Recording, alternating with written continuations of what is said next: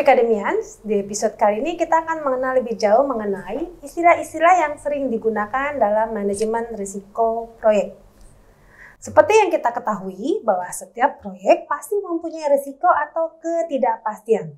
Sehingga secara langsung maupun tidak langsung kita akan mengelola risiko tersebut, yang artinya kita cukup familiar dengan manajemen risiko. Tapi dengan selalu berkembangnya pengetahuan di manajemen proyek, maka muncul istilah-istilah baru yang digunakan dalam manajemen risiko proyek. Nah, apa saja istilah-istilah tersebut? Yuk, tonton terus sampai selesai ya videonya ini. Pertama, risk atau risiko.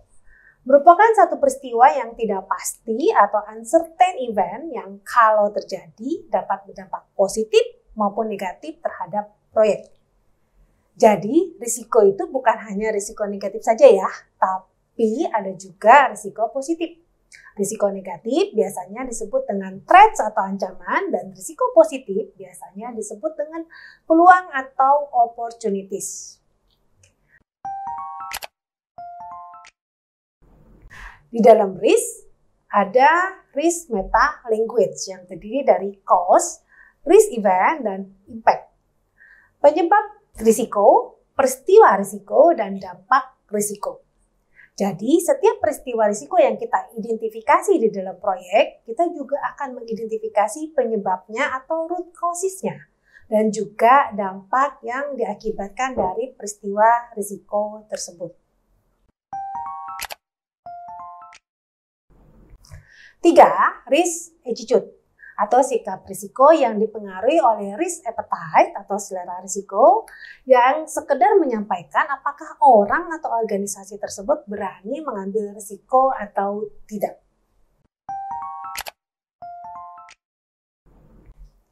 4. Risk tolerance yaitu seberapa besar nilai risiko yang bisa diberikan seseorang atau organisasi. Sebagai contoh, seorang manajer proyek melakukan penawaran kontrak yang harga anggarannya 10M. Manajemen setuju dengan penawaran ini, tetapi mereka menginstruksikan bahwa tidak bisa melebihi 5% dari anggarannya.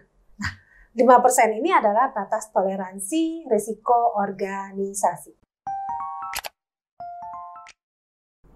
5. Risk threshold, yaitu bagaimana seseorang atau organisasi dapat menerima risiko dibanding dengan memikirkan apa yang akan didapat.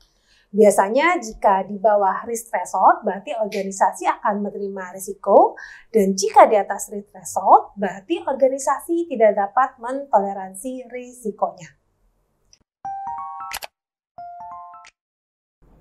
6. Risk averse ini terkait dengan risk appetite dari stakeholders.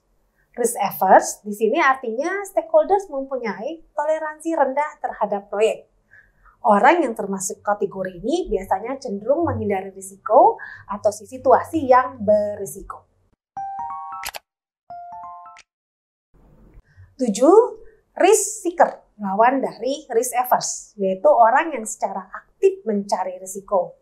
Biasanya, risk seeker percaya bahwa high risk, high gain.